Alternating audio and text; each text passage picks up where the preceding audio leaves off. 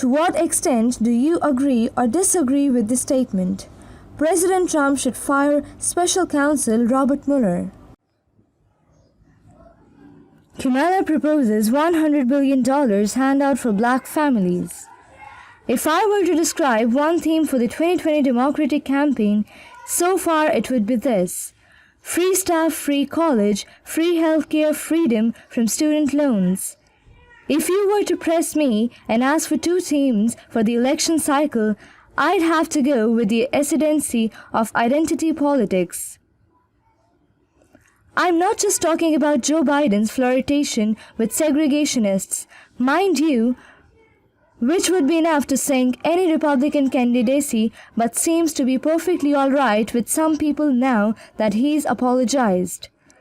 I'm talking about the Democratic Party's embrace of things like reparations, a policy unpopular with the electorate and unthinkable for the Democrats just a few years ago, but completely mainstreamed now. If you can combine those two things, well, you have a winner of a policy, at least in Democratic terms, something one senses Kamala Harris knew when she announced a $100 billion proposal to help black families buy homes. According to Politico, the plan would involve giving up to $25,000 in assistance to families in redlined communities, areas where home buyers have been institutionally denied mortgages by banks almost always poor or non-white that could be used on both down payments and closing costs. The plan would affect up to 4 million Americans, Harris said in a speech at the Essence Festival in New Orleans on Saturday. And while its beneficiaries are described with the geographical and historical term of residents of redlined communities, there was little doubt from the words Harris used to the mainstream media's coverage. Exactly whom the money was primarily for. Politico headlined its piece, Kamala Harris proposes $100 billion plan for black home ownership. CNN took a similar route.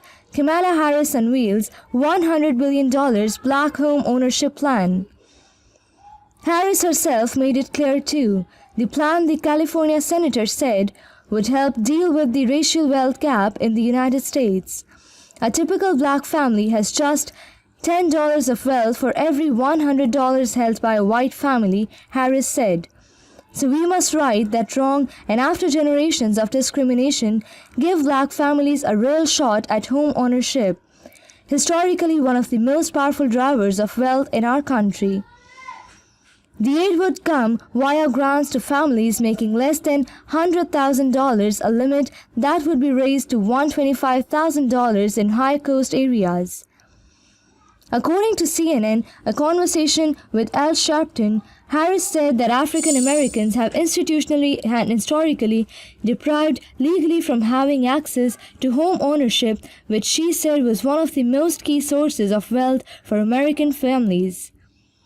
When our kids want to go to college, whereas other families who own their home and can go into their equity in their home to help pay for their students' tuition, our families have to go and those students have to take out loans and at interest rates that they can't afford to pay off over a long period of time, Harris said.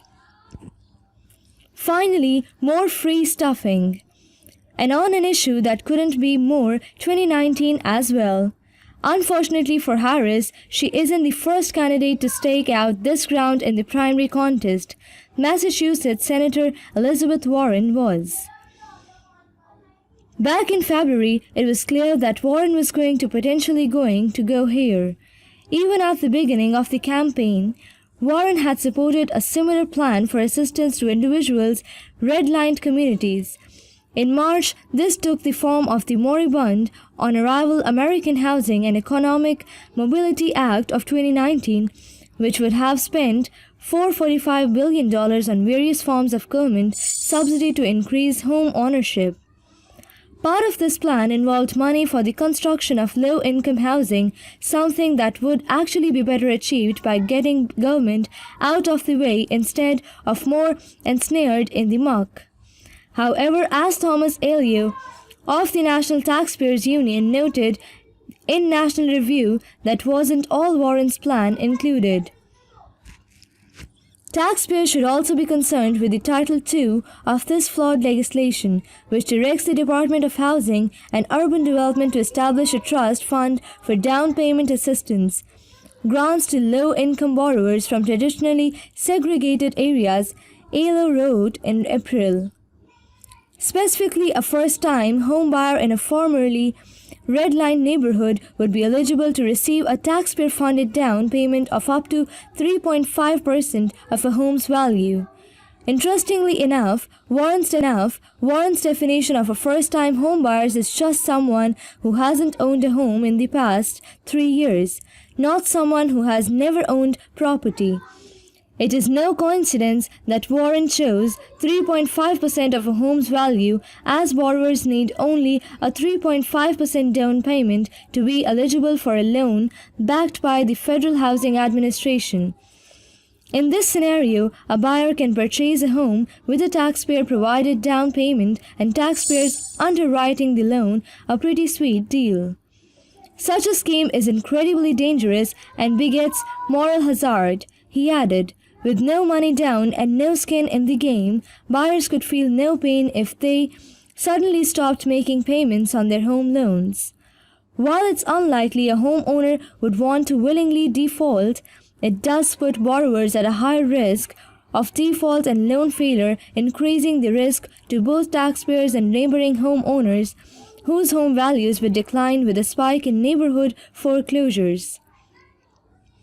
Given that closing cost average $3,700 and the median home price in the United States is just a shade under $280,000, Harris' plan gets public fund stuck into the housing market even more than Warren's does, creating an even greater moral hazard.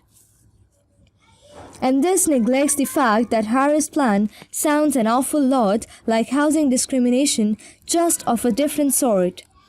If you make up $200,000, $125,000 in those pesky high-cost areas, you can qualify for $25,000 of free government money, provided you rent or live in a historically red-lined community. This is significantly more than the median household income of $6,172. From the sound of things, Harris is pretty clear about who is focusing on, even though the exact language of this plan seems to evade the thorny issue of legislation designed specifically to help one race at the expense of the others. At the Essence Festival, Harris also announced more free stuffing to come. She noted that in the coming weeks, I'll announce new investments to support Black entrepreneurs and business owners by increasing access to credit and capital. To be fair, she was speaking at an event sponsored by an African American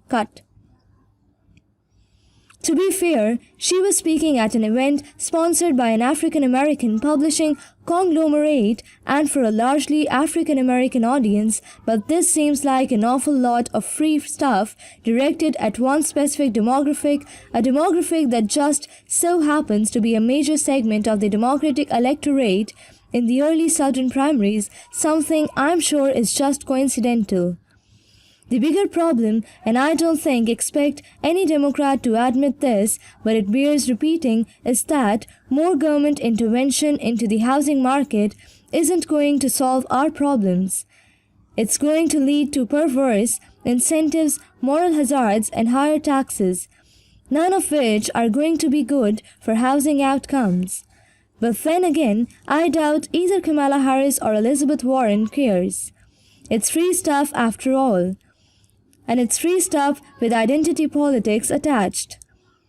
What could be better? Just don't ask who's paying for it.